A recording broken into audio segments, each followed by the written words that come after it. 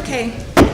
Good evening, everyone. Welcome to a special meeting of the City Council of the City of Pearsall to be held today, Thursday, August 30th. The time is 7:04. May I have a roll call, please? Mary Moore. Present. Robert Villarreal. Present. Richard Ganga. Here. Sonia Hernandez. Here. Brenda Trevino. Here. Juliana Hernandez. Ben Bristol. Here. Galen Frazier. Here. We have a quorum, so let us stand for our invocation as well as pledge of allegiance. Let's pray. Dear Lord, thank you so much for bringing us here this evening. I just pray that you be with us as we go through the city's business and help us to make the best decisions for our city. And just pray that you guide us and protect us in all we do. In Jesus' name I pray. Amen. Amen. I pledge allegiance to the flag of the United States of America and to the republic for which it stands, one nation, under God, indivisible, with liberty and justice for all.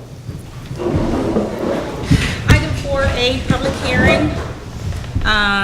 Need to entertain a motion to open a public hearing. Second. Matt, all in favor? Aye. The hearing is now open. It's on a proposal to maintain the tax rate of 0.8910 per 100 valuation on the property on the tax roll from the preceding year. This proposed rate exceeds the lowering of effective rate of the rollback tax rate as calculated under Chapter 26 Tax Code. Yes, sir.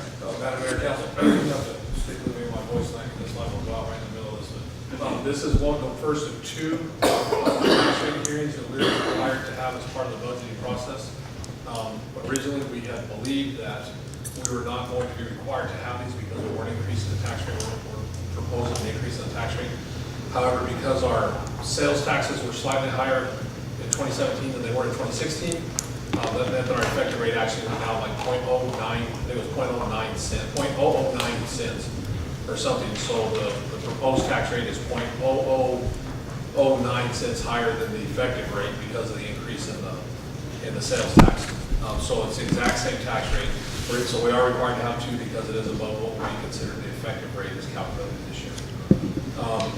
The purpose of these is so that we can, one, show where the tax rate came from, and two, to talk about how the tax rate thus supports the draft budget that the council adopted at the previous meeting. So we'll just start going through the slides and talk about some of the issues. This is the way we've historically done it. So kind of a recap on the draft budget. The draft budget included cutting out all requested additional personnel. It included the 80/80 salary plan with no stipends funded. It included cutting all equipment purchases and project requests from all the departments. It included projected sales tax revenue at the same level as what we actually received this year. So for the city proper, we looked at what we're projected to receive for this year, used that exact same amount, and then increased it based on what we believe we'll get out of the newly annexed areas from phase 1 and phase 2 that are already adopted. It included increases in fixed costs for utilities and some of the other things that we talked about that we don't have any control over. It removed the salary for the public works director for 1 year to balance the draft budget. It decreased the transfer from water and sewer from, I think it was $350,000 to $180,000. It maintained the ad valorem tax rate from last year, which was 0.8910, which meant there's no tax increase. The proposed budget is actually $592,070 less than last year's final amended budget. The final amended budget for last year was $6.553 million. The proposed budget is $5.961. It's kind of skewed because of the TML insurance claim, because we still have some of that money. We spent part of it, the demolition, that had to go into the budget for last year, but the demolition money got spent in the budget last year, so it was an increase in our base budget, but then it got spent, but we're still rolling over the money that we have for the recovery on the property. So that $700,000 is rolling over. So the real difference is about $300,000 in what we brought in from TML and what will carry over to the next year. So we still saw a decrease in the proposed general fund budget. Some of the major factors for, I forgot to change the title up there, but it should be for 2017, 2018. Each year as we've gone through this process, we've had to have long talks about our sales tax revenue. Short recap, in the last 25 years, over about a 20-year period, It took about 20 years for sales tax in the city of Pearsall to go from $500,000 a year to $1 million a year, just steady growth. And then in 2012, we had the first bump from the oil boom, which went through 2016.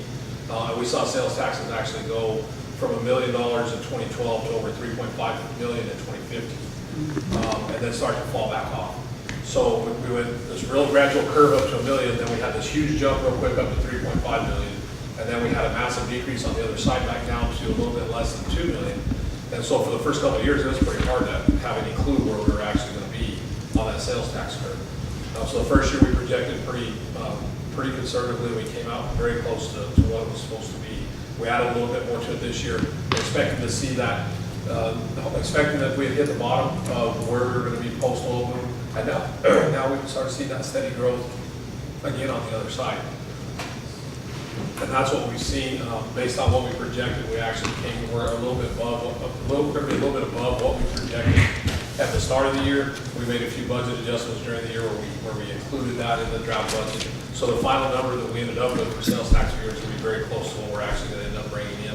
So we started with that number this year, assuming a little bit of an increase again for continual growth, and then plus the new revenues we'll see from the newly annexed areas. So now our sales taxes, we're thinking that we're a little bit more confident in where our baseline is on our sales taxes compared to what we've been for the last couple of years. Those increases in the revenues and sales tax for the newly annexed areas are basically what was used in the draft budget to reduce the transfer from water and sewer. So we can start getting rid of that transfer and make sure we get that fund finished up and get it cleaned up and get it working the way it's supposed to be working. The second one, the revenue projections required increase, and previously using the revenue projections required us to increase that ad valorem tax rate to cover our operations and maintenance costs for the city. But now we get a realistic number on those. Now we're pretty comfortable with the existing tax rate to be able to cover our operating costs. We'll end up with a budget reserve for this current budget year. We don't know how much, but we will end up with a budget reserve for this year unless we have some major thing going between now and the end of October or the end of September. That reserve was created this year, not by over-projecting, but by spending very frugally. I mean, we didn't buy stuff that we didn't have to buy because things like HEB and those things keep popping up, and every time they pop up, we got to figure out how to pay them. If we don't have anything in reserve, we don't have a way to pay that. So we were very frugal with stuff this year. If we wouldn't have been, then we would be trying to figure out how to pay HEB right now. We'd be trying to figure out how to pay those other bills. And I mean, this is 3 years, and those things are still popping up. That leads me to believe we haven't seen the last of that stuff that's going to pop up. So we've been trying to make sure that we keep a little bit of reserve so we can deal with those issues and not have to come in and cut positions in the middle of the year to pay off a bill that's from 2012 or 2013 that we didn't know we had. Two other things we still have not addressed: the medical insurance. The medical insurance in the current budget that we have, the current draft budget, is at the existing amount that we paid this year. We'll talk a little bit more about that after we get through this presentation. And there's nothing about the EMS contract in there because there's not an EMS contract right now. The EMS contract is over. You guys have the joint session with the county and the city of Dilley on September 5th, where the bids that they requested will be submitted. And there's going to have to be some discussion that night about what's going to happen with that. And then one other thing, our total property values as submitted to the city of Pearsall by the appraisal district increased from a final valuation last year of $294 million to a taxable appraisal value this year of $295.135 million. Something to note, I think last year our projected taxable value was within like $60 of this $295 million amount. But during the course of the year, they continue to adjust that. So the number that we looked at last year when we started was almost identical to the number that we're looking at this year when we started. Since I've been here, I think one year we saw like a $6 million drop. The other year we saw it was like a $5 or $6 million drop, and this year we didn't see a drop, so that's a good thing. That gives us another indication that maybe things are starting to stabilize, and we won't have to deal with those property drops anymore. But if you remember, of course, when we saw our draft numbers at the start of the year, they were looking at a $30 million drop within the city. So we finally got that worked out, and we didn't have to deal with figuring out how to make that up. Our ad valorem tax rate last year was at 0.8910, a dollar on each $100 of assessed value. The draft budget proposes that same rate. That rate would be compromised of 0.750277 for maintenance and operations and 0.140723 for INS. So each year, when that ad valorem tax rate goes out, it's two parts. There's the part that is approved debt service by the citizens, and then there's the part that's for maintenance and operations of the city. We have a very small portion of our debt service that actually is funded through our property taxes. Because the 2012 bond, the council at that time voted to do it all out of sales tax. So that's almost half of our debt service, and it comes right off the top of our sales tax, because they didn't want to take it to the citizens, they just did it through sales tax. So our INS rate for this year went down slightly from what it was last year, because our debt amount went down, because we made payments last year. So the total amount that we owe went down, so that amount went down. So that little bit, I think it was 0.1411 or something last year, 0.1412 was what the rate was last year. So that little bit that it went down is actually a small increase on the other side, because it's still the same total tax rate. Our rollback rate is $1.25. So as you can see at the 89 cents, we're way below our rollback rate. That proposed rate would put Pearsall about 71.3% of its allowable tax rate. For the rollback rate, that's still well below the percentages for surrounding cities, because all the surrounding cities around us are right at 100% of the rollback rate. So that tax rate, again, if you consider the 0.8910 tax rate, and understand that our rollback rate is $1.25, and comparing it to other cities. Now the numbers that are in here are still 2017 numbers, because nobody's adopted their numbers for this year yet.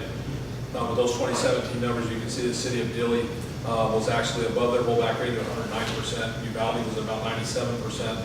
Natalia is at 121%. Hondo's at 100. Castroville's at 100. And Pleasant's at 96.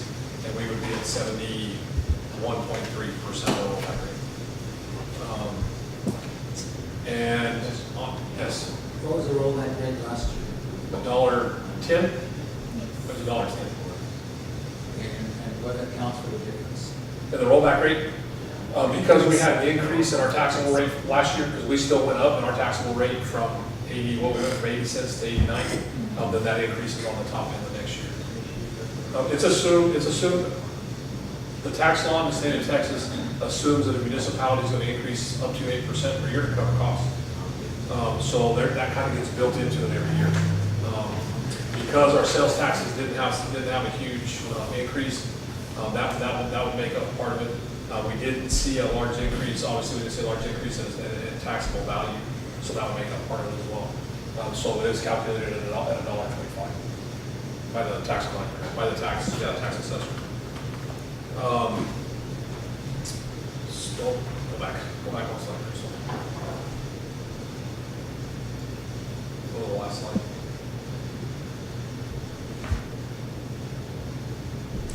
Okay, so in kind of conclusion, there's no proposed increase for that valorem tax rate for this coming fiscal year. Once again, the proposed budget at this point provides for actual reduction in the general fund budget from the previous year before, even though that insurance money kind of makes it look like we're increasing. We're really not increasing, we're decreasing again. Two of the things that we talked about in there, you guys have the last versions, which was the proposed budget that we adopted at the final meeting. So those are still, we have not done anything with that since. We have to get our tax rate figured out. We've got to get the medical insurance figured out, and we've got to get the EMS contract figured out before we can really do anything else. Because we don't know what those are going to be until we get those done. And so now that we got the tax rate calculations the day we had the draft meeting, or the meeting for the draft deal, so we're actually able to verify those and make sure those are okay. So that's why the tax rate was the way that it was. On the exit out of that one, Chris will open the one that says. Draft general or usually? No. Open the one that says the tax rate calculation. Okay, now close that little bar over there.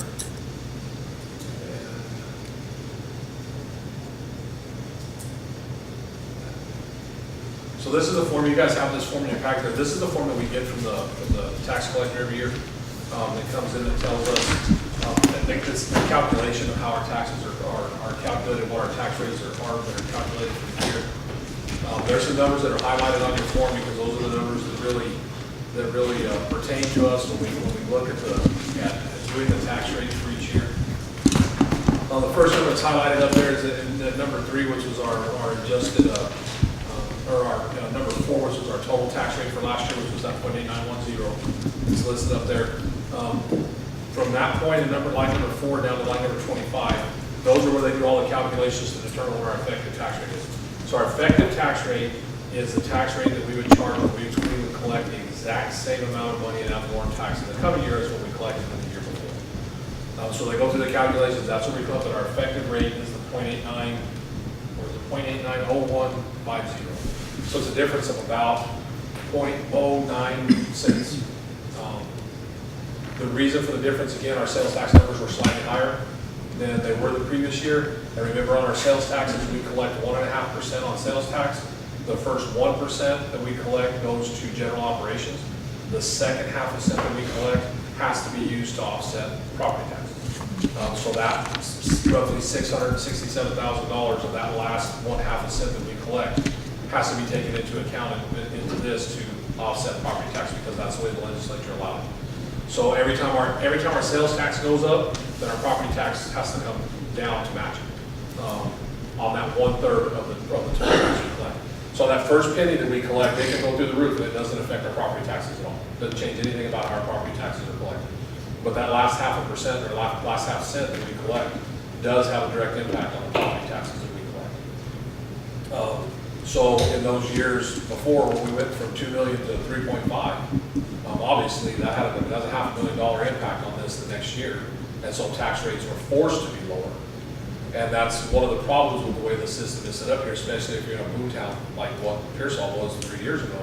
You get this huge increase for 1 year, it dramatically impacts your tax rate the next year that you can't get back, because you can only get 8% back every year trying to get it back. So that's why it took so long to get back up to the point where we should have been. And so you can get that drastic increase in that 1 year, and it's great if you get that money, and then the next year you're not going to have it. So for that $1 million extra dollars you're going to get this year, you're going to lose money for 5 years down the road because it's property tax is low. So when they take into account the sales tax, then it drives our effective rate down to 0.890150. So all that effective rate means, again, it's the exact same amount we would have to collect. It's what rate we would charge this year to collect the exact same amount of property tax we collected last year. If your property values go up, then your effective rate goes down. If your property values go down, your effective rate goes up. If your sales tax goes up, then your effective rate's going to go down a little bit. And so that's the reason we had to go ahead and have the 2 tax workshops, because our rate that we established last year that we talked about keeping this year, the 0.8910, was 0.0009 cents higher than what we collected last year, which is I think it's a net difference of about $11,000 is what I figured out. No, $1,100. But we had to have the meetings because on the back page, when you get the back page, that's where they talk about what your actual rates are for the year. There's 2 different rates back there. There's an adjusted tax rate, an effective maintenance rollback tax rate. So that says on our maintenance and operations, we're going at 70. What was it? 74.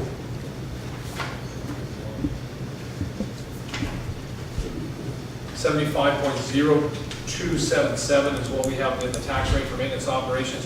Our effective rollback rate for maintenance and operations is $1.02. No, it's $1.10. I guess we got the $1.10 out from last year. We're just looking at maintenance and operations on that rollback rate for last year. So we could go up to the effective rollback rate. So the effective rate is $1.02. The rollback rate for maintenance and operations is $1.10. So we could go to $1.10 for maintenance and operations without having to do anything. Anything over $1.10 on maintenance and operations, then of course you would have to, they could be subject to a rollback election. And then your debt tax rate, there is not a rollback rate on it because your debt is known. So your debt is 1 set amount, and it's calculated down there in the second set with a 0.14072. It's pretty interesting to look at the tax numbers for the city of Pearsall because that INS number is so low compared to everybody else. Because debt service wasn't put on the general fund, it was put on property tax. And so we have so much of our debt service is stuck in the general fund. That's why when we try to balance a budget, it looks like we have very little debt.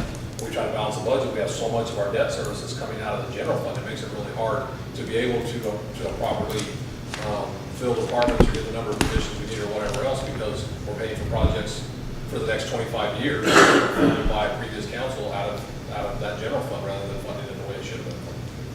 So we're gonna be paying for that for long.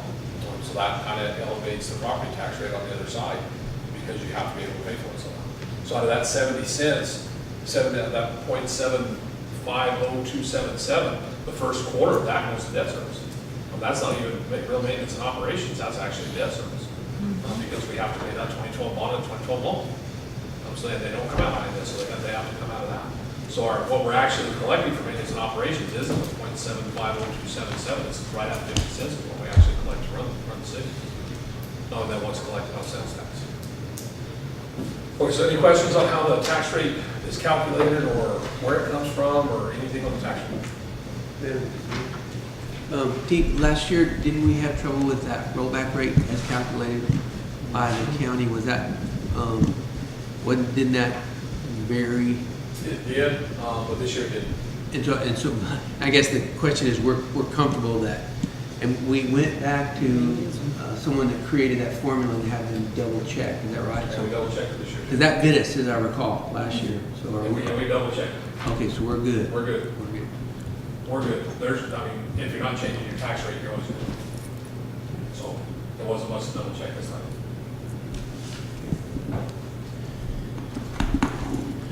Question, yes. I have two questions. On the first sheet, the revenue summary, I'd like to understand how this happens. Current budget for taxes is 4288, etc. Year to date is 3831. That's a difference of $456. Where are you at? We're on the first page. Of what? The general fund. The General fund budget. very first thing. Okay. The very first item. So it looks like we budgeted for 4288, 4,288,000, and we had collected 3,831,000. Correct? So we're still 456,000 short there. And then we're proposing 4,685,000. That's an additional 397,000. Okay, so you're looking at total taxes on the top line. Right. Okay, so that's ad valorem taxes, sales taxes, all that. Okay, so if you go to page 2, at the top column, it breaks down all the taxes. So that first column, the 40 series, 4001 through 4011, those are the different taxes that all add together into this first line over here on page 1. Okay, so if you look at the ad valorem taxes, current budget, we projected 2.080 million, and we've collected 2.037 million. So there's a difference of about $42,000, and we're still getting payments from them. And we projected for this next year 2.08 million. So on property taxes, we projected 2.08 million. We've collected 2.037 million at this point. We still have at least 2 more checks coming in. 2 more checks of property taxes? Yeah, they pay all year long. We get the biggest portion of it in January and February. Well, December, January, and February, but they pay all year long. Okay, so what do we project to collect? Because this is 89% of the total revenue. Okay, so we projected 2.08 million last year for property tax, and that's exactly what we're projecting this year, 2.08 million again. So the middle column is the current budget. That's what we projected. The last column is a projection for next year. So they're the exact same number. When you go down to delinquent taxes, we projected 40,000 last year. We actually took in 120,000, so we increased it by 20 this year. We projected 60. The next column down is our penalties and interest. We projected 35, we collected 41, we left it at 35. Yeah, I see all that, but do we stand to collect $456,625 here in the next month? So we still got 3 more sales tax payments coming in. Oh yeah. Sales tax payments are running 180,000 a month right now. So it's to December. It's through the end of September. It's July, There's another month. when this was posted, the August payment wasn't in there yet. July, August, and September were not in there yet Now what? for sales tax. So in our sales tax projection, the one that's off right now is sales tax. So if you look at all those columns, the one that there's a big difference in is the sales tax, the 4010. It was projected at 2.124 million, and it's at 1.61 right here. Okay, so you don't have June, July, and August? Yeah, they'll be added to it, but we can't add them in there until we get them. You don't have that. No, but, the July one was probably in, it wasn't posted by the time this was printed. We don't get those numbers until about the 10th of the month, so the August one definitely wasn't in, and the September one wasn't in, and the July one, I know the July one haven't been posted yet because I asked. Because after July, that was at 1.8, 1.89 if I remember right. Because our July sales tax payment was about $168,000. And so we still have two more coming, so if they average 170, that's 200, or that's, what, 400, 510. So we're going to hit that, or we're going to come very close to that 2.124 number. But we already knew that with the other ones, we were so far, there were some of those that were far enough over. I did the calculation last month when we got the numbers for August. And to hit that 4.685 million, the last 2 months we had to get a check for $65,000, that was it. And we haven't had a check for $65,000 in 10 years. I mean, they've all been above that. So we know we're going to hit that. We know we're going to hit that number. But we can't count it in here as year-to-date collected because we don't have it. The August payment and the September payment were not included. So we're gonna be able to collect 456,000 over the next month, is that what you're saying? Well, 168,000 that we already did because it came in for the July payment, which means we've got about 290 left. 450, about 280 left, yeah. We're getting 168,000 a month, we've got 2 months left. Okay, and the other question I had was, the taxes between last year's adopted budget and next year's proposed budget. There's a difference of about 400,000. Sales tax? 14,000, about 15,000 of that is property tax. Between the proposed next year and the current, there's no difference in property tax. The first line, 4,001, I'm not asking that. What accounts for the 400,000 difference? Is it just sales tax? yep, the newly annexed areas plus the increase we saw in town this year. Don't forget, now, we get to include sales tax in the newly annexed areas.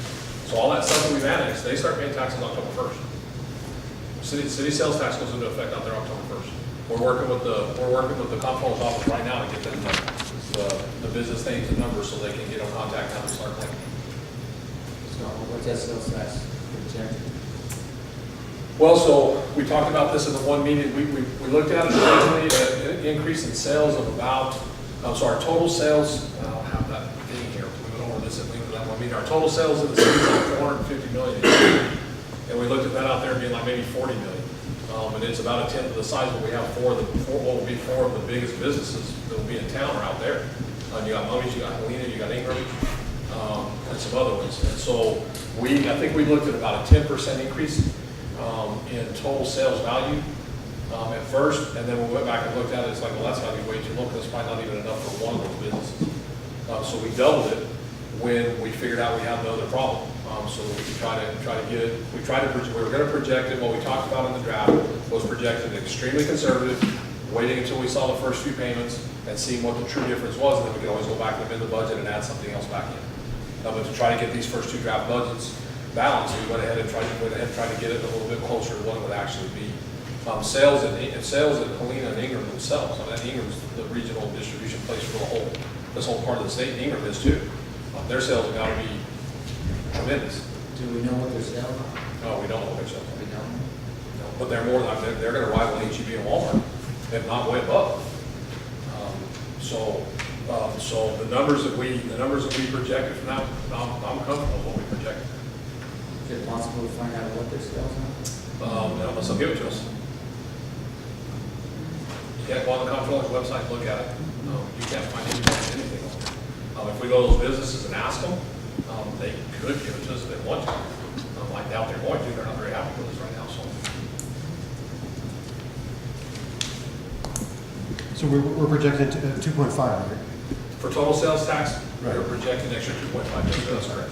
which is about $400,000. It was about a $400,000 increase, which is really about, when you take into account, if we have if our last 2 months of this year are equivalent to what the last payment was we got last month, it's not a full $400,000 increase because we're gonna end up above what we thought we were gonna have this year too.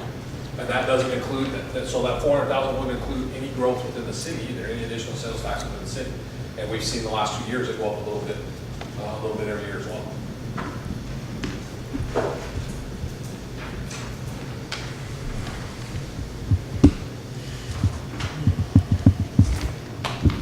Any other questions? Well, the tax rate, Is that a tax rate or a budget? We're talking about. Tax rate. okay, so Pearsall,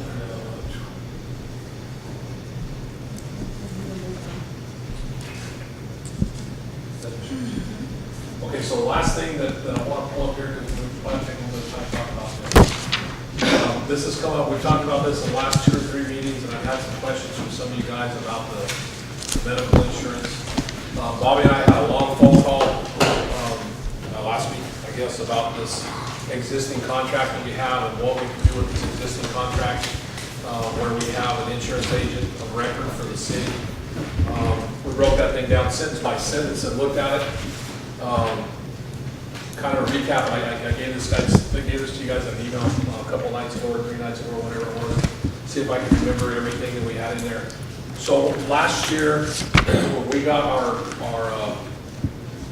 proposed insurance rates from TML for medical insurance for the coming year, it was a significant increase. I don't know how much it was, but it was a bunch. So I asked Mr. Frausto to work on going out to do an RFP to see if we could do better on insurance. So we started working on, we developed the RFP, put it together, got it all set to go out. When he started talking to different insurance companies about putting it out, we were notified we had an insurance agent of record. I didn't even know we had an insurance agent of record. That insurance agent came here, gave us a copy of his contract, which was signed in 2014, that made him the agent of record. We were at a point in the contract where we couldn't get out before the end of the fiscal year because there wasn't enough time left on the contract to get out. So he did a bid. We got 4 bids. We selected the bid that was the best option for the employees, and actually ended up saving us money over what we thought we were going to have with TML, or what we knew was being proposed by TML. Council requested that we break that contract, or that we give him notice of breaking that contract as soon as we could. So after the first of the fiscal year, we did send a letter providing notice that we were going to be done with him at the end of that contract. That contract is valid until September 30th of this year. We could not break it for this year. Now, after September 30th of this year, he will not be the agent of record for the city. But until September 30th, he is the agent of record. He's provided quotes from 3 companies already. I don't know everything about insurance. I do know one of the big discussions in here last year is that once an insurance agent asks a company for a quote, that another insurance agent can't get a quote from them for the same company because they don't compete like that. So we started talking about, okay, well, if we do an RFP, we're not going to get anything from those companies that we have right now because somebody's already requested a quote from them for the city of Pearsall as an agent of record. So they're not going to give a quote to anybody else. Talked to Bobby, we went through it. One of the requirements that's in that contract, it says pretty clearly at the bottom of the contract, if we choose to do something different, that the agent of record is still entitled to commissions off of anything that we do until that contract is adopted. So we have a concern that if we do something different before September 30th, that we're still going to hold that insurance agent. And if we don't, and we go out for bid and another insurance agent comes in, and if we went out for bid right now, and another insurance agent came in and bid, then based on what I was taught last year, we're in the same boat. Another insurance agent can't go get a quote for that person. And we're going to be paying that, if it goes through that agent, we're going to be paying that agent premium, so we're going to pay the premiums twice. Because under that contract, he could come back and try to get us for the premiums because the contract doesn't expire until September 30th. The other concern I have with that is if we did try to wait until after, then we're going to have to gap in our insurance. I don't know how we roll the insurance over because that insurance is through an agent. I don't know if we can talk to them and do something through them. I don't know. I know it's just like everything else that happened in 2013 and 14, it's a mess. And so after I talked to Bobby at length, I think he agreed with me that we have to be, we're probably, if we want to do something different, we're probably going to hold this guy for doing something different. There are 3 proposals that we got. Again, everybody that understands insurance will understand we have more than one employee that has major health issues. And when you are a governmental entity buying insurance from a company, and you have more than one employee that has major health issues, your premiums are going to go up every year. And we have multiple that do, and we have multiple this year that have big things. So our rate, to maintain the same insurance that we had, our rate will go up significantly. But there's an alternative that was proposed by the same company that I don't think would hurt our employees very much.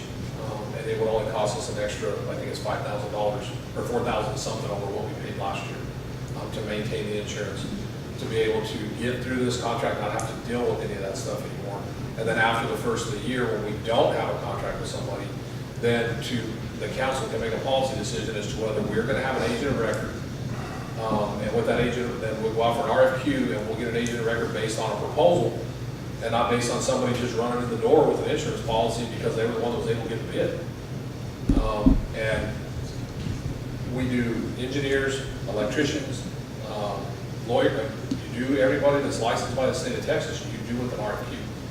The insurance agents are licensed by the state of Texas. I mean, same thing, they have to meet certain qualifications to be an insurance agent. But that's, I mean, it's your choice. I'm not gonna get in the middle of this because there's people that I think are getting personally upset about my opinions on this. That's why I asked Bobby to give me a legal opinion. He agreed with the legal opinion, his legal opinion supported what I think. But it's a council decision. If you guys want to do something different, we'll do it. If we don't get insurance in time, then we'll figure out we'll do the best we can. But I mean, we need to do something, and we need a decision on what we're going to do because we should be doing open enrollment already, in actuality. Deep, we have an insurance premium built into our budget in each one of the departments, is that We right? do. We have the exact same dollar amount that it costs us. And what was that It was total? $389,174.52 total. Okay, so 389, 389. 389, and then looking at this, what number do we need to be looking at? Okay, so On the the top one that's up there on the screen, I forgot it was up there. The top one that's up there on the screen is the current one we have right now. Okay. And that's what we paid this year. So that 389, 174.52 is what we paid this year. The one that's listed right below it is what it would cost us to renew the exact same plan.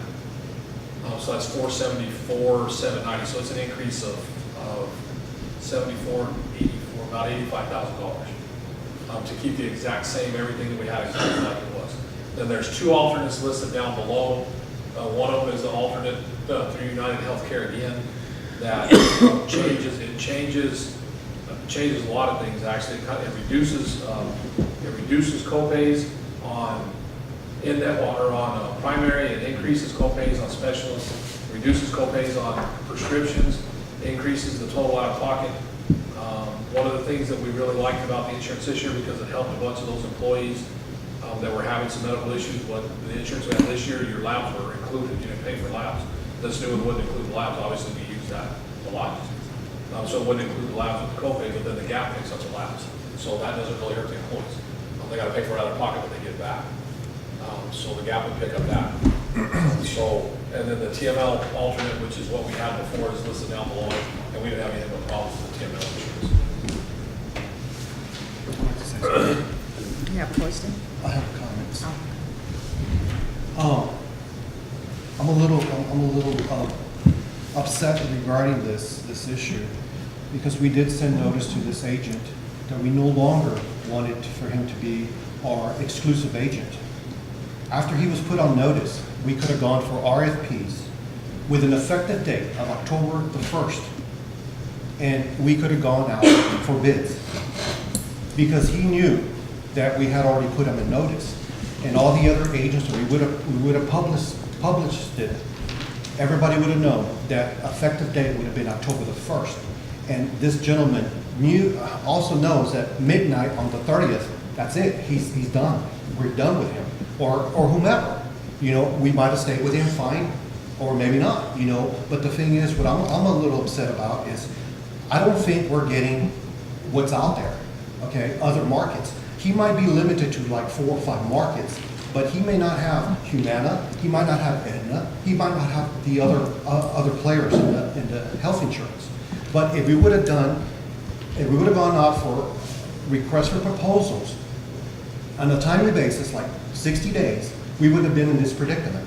He would have known that, even any other agent would have known that the effective date would have been October the 1st. He would have had nothing to do with that. We would owe him absolutely nothing. And the qualification for an agent, you know what it is for the state of Texas? Is for you to be licensed and to have your continuing education. That is the qualification to be an agent in the state of Texas. Now, of course, you need to be educated in the insurance industry, but basically that's about it. Now, like I said, I've bid before at Frio County. I've done those entities before, and never have I ever seen a service contract that was proposed to us that I saw. I let it go last year because I said, okay, fine, I'm not going to make any waves regarding this, because it was already a set, done deal. We were already, a budget was already upon us, but that's why I was so adamant that we send this individual a letter notifying him that we no longer wanted him to be our exclusive agent or quote-unquote broker, and I don't understand why we did not go out for those RFPs. We did send a letter, and the contract very clearly says that with that letter, he is our agent of record until September 30th of this year. Exactly, which is correct. It's correct. But however, we could have gone out for bids effective, for proposals effective October the 1st. He would no longer have any. We would owe him absolutely zero, nothing. What he's putting on that contract, any agent does that. They'll work with your human resource department. They'll do your COBRAs. That's what a diligent agent would do. I don't understand where that contract came about. And I saw that signature on that contract was the previous city manager. Did that even go through council to approve a contract in regards to that? I don't know. I don't know where to get that information, but I do know that once he was put on notice, he should have known, hey, we're done with this, and we should have known also, we should have gone out at least 60 days out for proposals, because he knew, and these proposals were going to be effective October the 1st, not the 31st, not the 30th, but the October the 1st. So and the ramifications, there's no ramifications. We owe them absolutely nothing, because the insurance companies pays the agent. We don't pay the agent. He gets a certain percentage of the premium, be it 10%, be it 5% of the premium. So that's why he's so adamant, and that's why he had the city sign a contract, because he didn't want to lose that income, which, okay, I understand, but, still, once he was put on notice, we should have gone out. Well, we can still go out. We did our PM form in 2 weeks last year. I don't know, we'll get competitive bids now at this venture. We did it 2 weeks last year. We had bids from Blue Cross Humana. There was, I don't remember how many companies, there was 12 or 13 companies that bid. And that's perfectly fine. The only thing, when you put on when the city went out to put the ad, no agents and no brokers, that has to be out completely. It's we're just asking. Completely because we had a contract with an agent. So Well, now we don't have a contract with the individual, but we were going to put it effective October the 1st and, go out to market. All I want, sir, is to get the best product for our employees, for the money, because of course, again, we're stewards of the resources of the city of Pearsall, and we need to represent, and we need to go out there and get the best that's out there for our money. Well, that's exactly why we did the RFP last year. It's the first time one had been done in 4 or 5 years. They just took whatever came in and they did. Yeah, I wasn't here there either, but as a human resource department, they should be going out every year, going out for proposals, for bids. To try to keep everybody, some of these agents become complacent, and they're not going to look for anything else. They'll settle for what I'm offering them, and that's a done deal. And the reason I know is because I'm in the business. If they're comfortable, fine. But I usually go out for bids every year for all my entities. Because I want to give them the best what's out there. No, I absolutely agree with that. That's what we were trying to do when we got to this point last year when we did the RFP, and we saved a whole bunch of money when we did that last year. And the TML rate that we had was it was almost $500,000 last year. The RFP's done, it's all put together. We haven't finished, so it's not like it would take 2 weeks to put it together and issue. And I understand that starting October 1st, his insurance, September 30th at midnight, that insurance ends. Yeah, it's done, it's Right. finished. It's done. So the insurance starting October 1st, then would be the new insurance. That was one of the questions that Bobby and I had on that contract when we talked about it, was it said if the entity chooses to make a change during the terms of that contract, that the agent may be entitled to that. During the term of the period Which is now. of the policy, you can't. I mean, you can sure. change, but you owe that agent that money because of the commission. And that I understand. But what I was trying to elaborate was, okay, we should have gone for RFPs, but effective October the 1st, that's when our fiscal year starts, and that's when our insurance program should start. Well, that's when it has to start, because that's a budget year. No, it has to start, yeah. Exactly. We can still do it. I mean, we can still get it done. We got it done in a shorter period of time. Now, if he still comes out to be the best, then by all means, let's go for it. But if he doesn't, and there's something out there, I mean, if we can save money for our citizens, why not? And give our employees the best that's out there. Well, I think we can do that, knowing that we've already got one number that we're gonna see back, which is this alternate on here. And so if we budgeted that, if something better comes in, great, we save money. Right. If something better doesn't come in, then we already budgeted at that amount, and then we just move forward with what we got. Exactly. And I don't, we can push it to September 21st. May I comment, please? Yes. Yes. If you have to advertise 2 weeks, you're only allowing like 3 weeks time for anyone to get a promotion. So last year we had 12 or Yeah, 13. he had all the information already, This is, and he does this year. I know. Well, but all you gotta- we gotta do is request those numbers. We could put that RFP out for notice. We could put it out tomorrow, and it'll run on Tuesday or Wednesday. Stepped up and said And something. we can tell them we have to have those numbers by Wednesday. Those numbers were put This is together for us last year in a couple of days. Because there's a bunch of stuff the part of the RFP we do is about a 1/4 inch thick. The whole RFP is about 1.5 inches thick. Because it has to include everything we paid out for the last 2 years or 5 years or whatever it is. It's got a bunch of stuff to it. But it can get done. I mean, it can still get done. And it's not that big a deal, because we do have a number that we know we're gonna get back. We just need, I think at this point, I think we just need to decide, are we okay with just saying, okay, let's add a $5,000 increase in for health insurance, because we know we're gonna get this number back. That's a worst case scenario. I mean, we're looking at this as not the best case scenario, but worst case scenario. Do we add that in and say, okay, if nothing else, we know we've got that insurance at that rate. If we get a different proposal that's better, then we'll do it.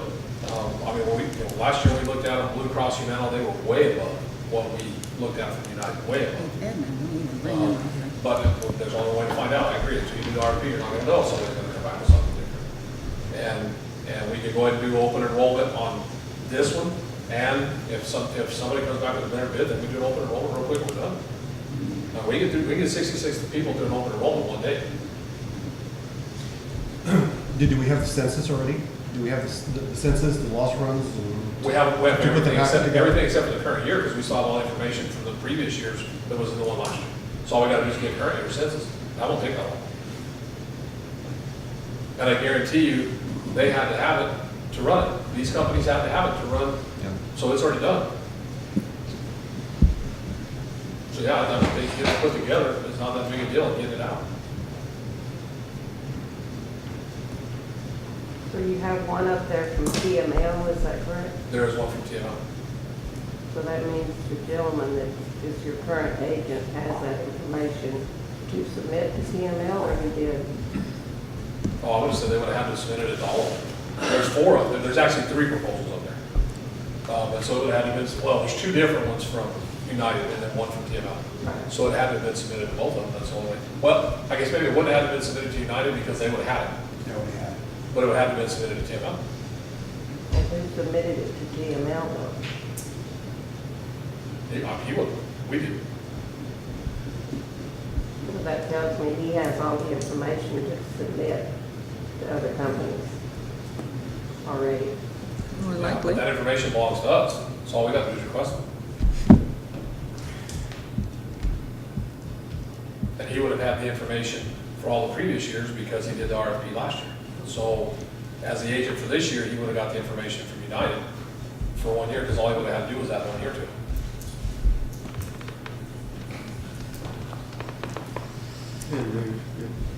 Just so that I understand, so that the TML bid is what we could use as a baseline in order to perhaps get the budget ready and then No, go in- The alternate for United Healthcare. Okay, the one would be 474. No. 393. Third line down, 393, Okay, 980. all right, I stand corrected, so that's the number we use as a baseline.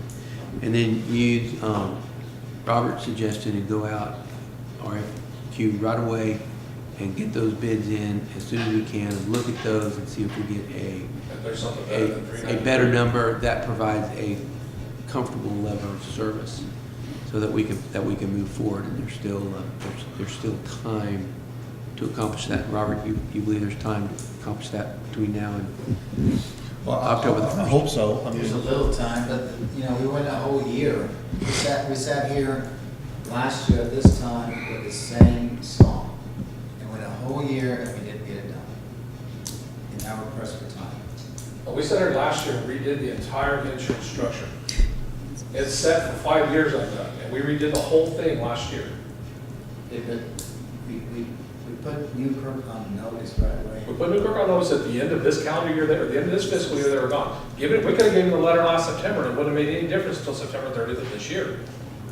And I understand that, but the shopping for insurance could have been done all along. Instead of these last. Sure, we could have shot for insurance in January, nobody would have given us a rate, because some of the big claims we had were in July and June, and, you know, you couldn't have done it 6 months ago because you wouldn't have had your numbers together.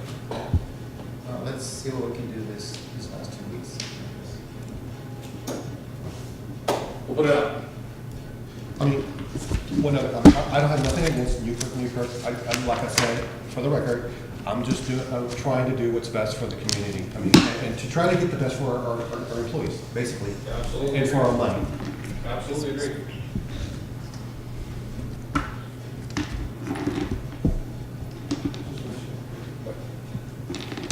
Mayor, can I just say one thing, please? Thank you. As I've been listening, the discussion, part of the discussion was discovering that there was a contract that staff wasn't aware of, and I'm sure most, if not all of you, were also not aware of. And that is a problem.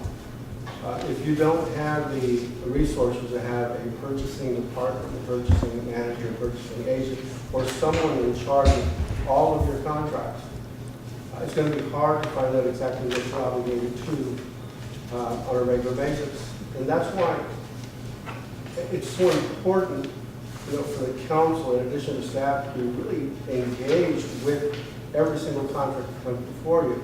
I know you rely on staff heavily.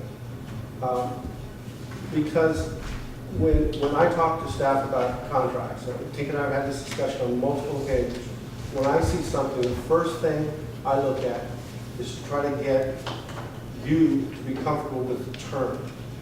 Because contract, the beginning point, you know, contracts is who needs, which party needs the other most. In your case, most people are going to want your money, in most cases. So you have the leverage with respect to the contract negotiations. The contract that we looked at, of course, was brought before the council over 4 years ago, but the contracts must always look out for the best interest of the city, beginning with the term of the contract.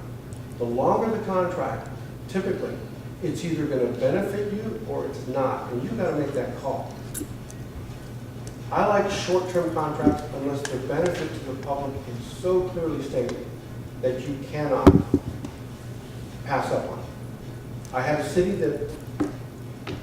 that locked in a garbage rate that is, to this day, it was a 10-year contract, which in most cases I always oppose. But they locked in a rate that for years has been consistently lower than what everybody else is paying. And they're still enjoying that rate, but there's an element of risk involved. But you start with the term. And Tink and Jody know, I don't like automatic renewals because that's how we get caught. every contract that we get proposed by someone else, they want automatic renewal if you do not provide notice in a certain period of time and tell them that you're not going to renew the contract, and it's automatically renewed. And it hurts you when you have turnover. It hurts you if you don't have someone monitoring contracts consistently, especially something that goes back 3, 4, 5 years. Another thing is you have an opportunity, as you suggested, that language moving forward. The only reason I wanted to speak is because moving forward, you can very clearly put in your contract that if we choose to terminate, if we choose not to renew, when we give you notice, that notice is also going to dictate that we are free to move forward on our own. And that we will go out for RFPs or RFQs for other agents or RFPs for proposals, but you will not, by our contract, enjoy any commission or benefit beyond the expiration date, which is one of the problems that Tink and I have with this contract, because this contract did say that whatever you do up until September 30th, I get a piece of it. And that's because that's what the contract said.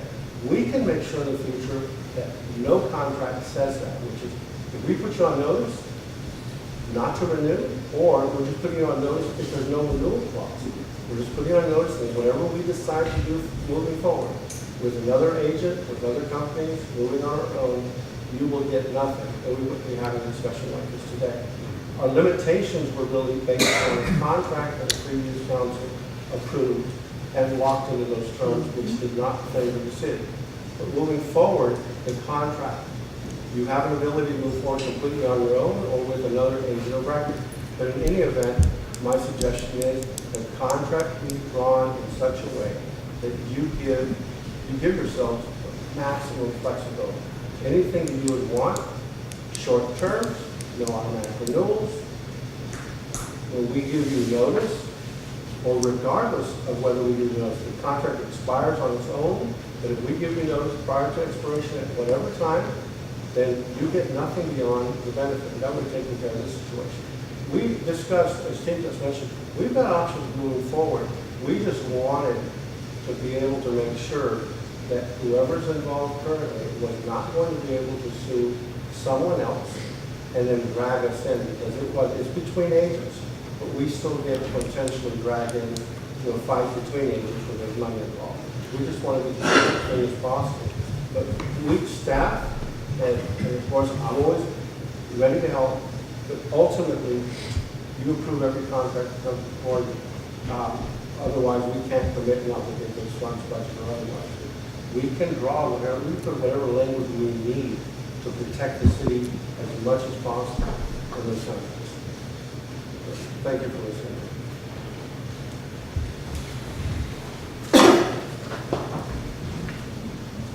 Anything else you have to add?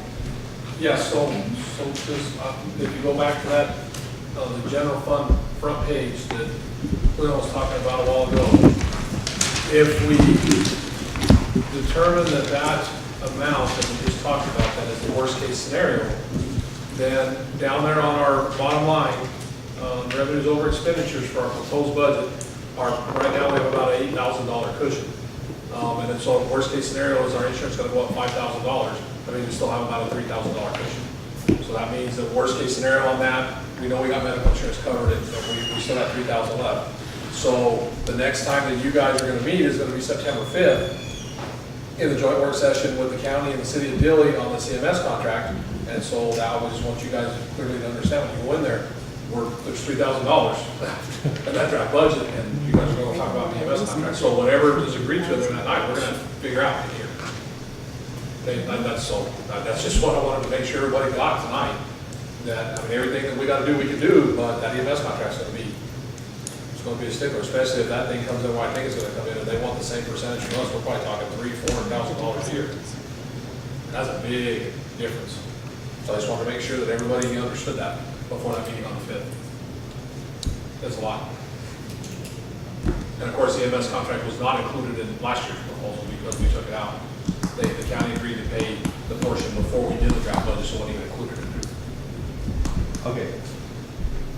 $3,000 is left, and we still need the EMS contract?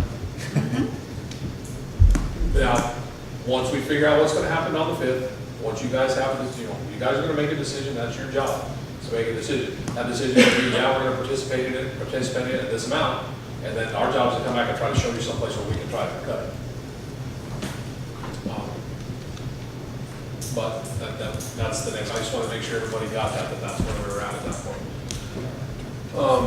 So, before we close the hearing on this, talking about moving forward, on September 5th is that joint work session, that's at the library at 6 o'clock. And we'll get the notices out for these tomorrow. The 5th is a joint work session, that will be the city council, you guys, the county commission, and the city council for the city of Dillon, because those are all the entities involved in that. It's a work session, so there'll be no action taken there, but I mean, there's gonna have to be some discussion and some kind of handshake in there for everybody to know how to move forward. I mean, there's gotta be something. They can't vote to accept one of them, but everybody's gonna be able to have some input on what we can and can't do. So that's September 5th, which is next Wednesday. On the 6th, which is Thursday, we have the 2 annexation hearings here, back to back. On the 10th, which is the following Monday, we have the next tax rate hearing. So at that hearing, then we'll know where we're at with the MS, and we'll be able to do a little bit more discussion there. Then the next day, the 11th, is our regular, and then on the 13th, we'll have another budget workshop, so we'll have one more chance to try to figure out what to do with everything.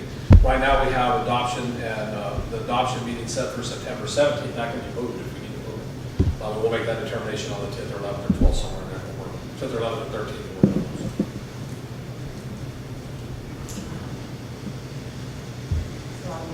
That's all I have. Bobby, are you coming to the September 5th meeting That's September 5th, work session. with the county and the city? The EMS meeting. I believe it, I didn't know about the meeting, I think I have to be in El Paso. 5th, 6th, 10th. Could you have somebody? Absolutely not, I could certainly have someone here. Yes, what time is the meeting? 6. Yes, if it's on the 5th, I'm flying out at noon, but somebody will be here at that.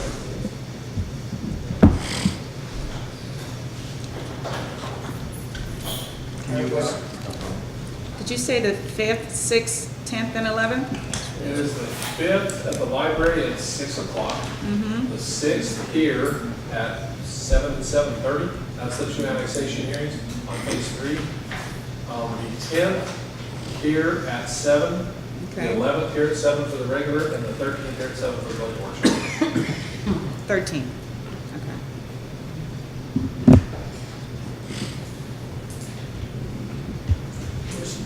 Yes, sir. So the 13th is the only budget workshop now? No, we can move that 17th meeting, we can do more if we need to. Is this a budget workshop tonight? Well, This is. not so much, tax but rate. we're talking about how the tax rate falls in, so yeah, we can't talk about the budget. We can't talk about budget. We can, because we're talking about how the proposed tax rate matches the proposed budget. So yeah, if there's something in the proposed budget we're talking about, we can talk about it, but we can't talk about increasing the proposed tax rate, because you guys said no increase, so we've already advertised it that way. Can I talk about increasing the taxes? The proposed property tax rate, no. You guys said absolutely no increase, so we We advertised. can talk about the budget, is that correct? You can ask questions, sure. How the tax rate supports the budget, you bet.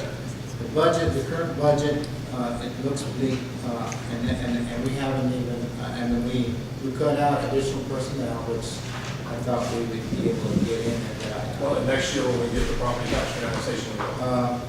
My concern right now is that stipends are going to be cut. And some of these people that receive stipends, they've been getting these stipends for years now, and they're going to be cut, and that's going to affect their overall salary. True, so that's something we could talk about in that budget. And again, the thing with the stipends, they were authorized one time. They were put in the budget, and they were just rolled over. They were never authorized as stipends again, they were just built into the pay. And so you got people that got paid for performance stipends that are still getting them because they were left in as part of the pay. Or other people have had better performance evaluations since, and they're not getting them because it wasn't included it wasn't done as a, those were not done as an ordinance, they were done as part of a budget. And that's not the way they should have been done. So what we talked about was leveling out the fill on those stipends. and coming up with something better, that's something that we'd have to look at, how are we gonna cut or repair or change things around in the existing budget to be able to fund it.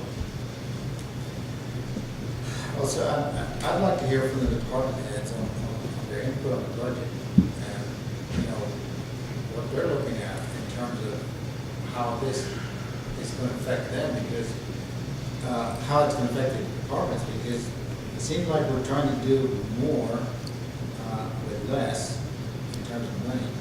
And I don't know how it's all going to be possible. The last thing is that when we had the discussions about salary increases, we never really finalized any discussions there other than, you know, 80 was presented to us, 89. The main problem with, that we were having and trying to address was the attrition problem that we were having with the maintenance workers out in the sun, out in the field, and so forth. Those are the people that are quitting to go to other jobs. So how can, I mean, I think we need to have discussions on how we can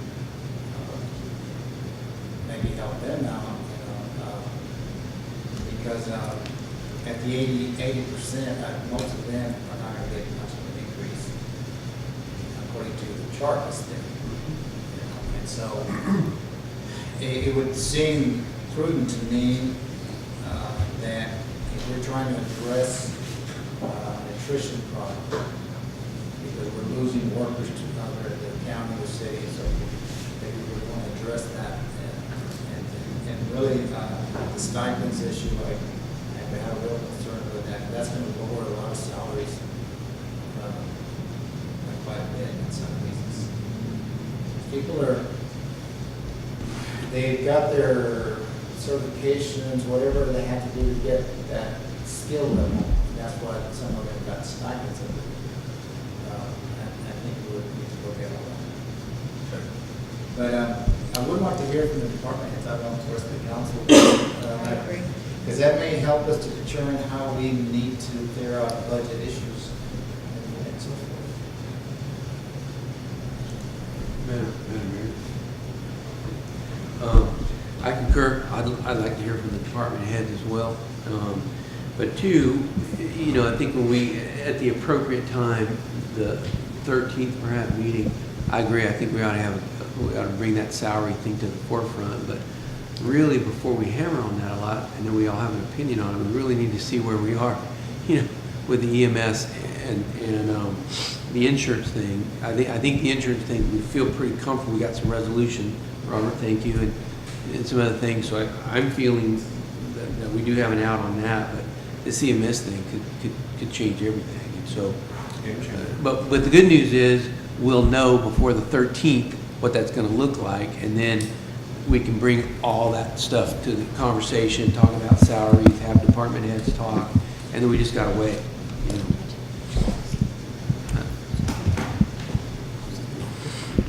And that was part of the reason we truncated the schedule this time, so if we had to add the extra ones in, we could add them in. And so now we've actually got a little bit of room. Years before, we haven't had time to add anything extra in. It's like, well, we got to do it now. So this time, we'll be able to add in a couple more, maybe add a couple more workshops before we do the final. And Do you foresee any more surprises? Don't ask that question. Don't ask that question. Please don't ask that question. Knock on wood, hit somebody, just don't ask that question. yeah. You know, I don't know how some of the things that have come up, how some of those things could have happened, or they come up 5 years later and nobody could have known. I mean, that baffles me. And they're still coming up. And the thing that scares me is I was talking to somebody at the county who was in a similar situation. They had an HEB 380 agreement too. They didn't know it either. Their payment was about the same as ours. And when I was talking to that person over there, her comment was, well, I've been here twice as long as you have, and I'm still fighting this thing. So that did not make me feel very good. I don't know what else there could be, but you know, and as council knows, we still have 1 or 2 pending lawsuits from 2012 to 2013 that have to be dealt with too. No, we have down to 1. I think we have down to 1 now. But that one could be one of those surprises. So that's something else we have to keep in mind too. And that's one of the reasons I'm so hesitant about the 80/80 or 80, I mean, I'm afraid, and, you know, I'm, what's down the road, I mean, I shouldn't be that way, but, I mean, you know, we have to take all that into account, you know. You know, maybe next fiscal year, we'll look at the 80/80, because we'll have more revenue because of the annexations, I don't know. Oh, we're already afraid that we'll do the jump up smack in the face. Yeah. That's one thing we do need to make a priority though, is getting that stipend evened out across the board. Because I did some studying on what we had as stipends previously, and it was very unfair, to be perfectly honest. There were some that got great benefit, while the most got none. So, I don't have a problem with what we had going away, but I do think we need to replace it with something that actually works. Reward people for going out and doing what needs to be done to better themselves, instead of just rewarding whoever has the eye of their boss at the time. Well, that's a good point, because it goes back to the salary scale issue that I've been trying to get us to do here. If we had a salary scale that accounted for stipends for whatever certifications, skilled areas people have and so forth, and years of experience with the city, and long tenure, whatever, you could kind of iron all this out. And I know that you don't want to hear it, but it's one of those things that at some point, you know, if you want to use a TML survey, like you said, as a basement, let's start somewhere, but we've got to move to a point where things are not going to be subjective. They're going to be more objective and more concrete, and you know what you're going to be paying folks up front. You know what a 5-year employee that works streets is going to make versus a first-year employee that works streets, et cetera, et cetera, et cetera. So, but anyways, I'm always going to pitch for it. Okay. Can I speak to that? The salary. Yeah, because we're still open. That's something that the hospital just went through, because we ran into the same situation. Stipends that were being paid unfairly across the board. My opinion is that's why some of your employees are leaving, because of the unfairness in the way they're paid. I think y'all are making a great step in going with the 80/80, because you have some employees that are going to get a raise, some employees that may not get quite as much, some that won't get any. You're establishing the pay scale. Next year it wouldn't be an 80/80, it would be an 85/85, 90/90, it's got to go up, where you're going to do the same thing. Some people will come up, some won't. They'll be at the same level, but they're not going to get a raise. You got somebody that's getting paid $8.50, and somebody gets paid $10 to do the same thing. This person will get a raise, this one. I'm just putting that in as a number because it's easy. But I think doing the 80/80 is a good start in order to establish the pay scale. And then once you do that and slowly work on it, and it's the whole stipend issue, you know, why are some getting it and some not? Because I'm sorry, rank and file looks at fairness. You're not supposed to. You know, that's their job, you shouldn't be paying attention. But you know, especially when you see the ones that aren't doing anything, they're still making a stipend and they're getting unfairly boosted because they're somebody's buddy. And that, you know, you have to look across the board at it. It needs to be more fair. That's why you're going to lose people. It's not so much about pay. It's not so much about the work. It's about fairness. Because people don't look at it. Thank you. Any other comments? Just keep calendars clear for the next couple of weeks, because we got a couple of weeks. Okay. I'm going to entertain a motion to close the public hearing. There's a motion, there's a second. All in favor? Motion carries. Item 4, motion to adjourn. So moved.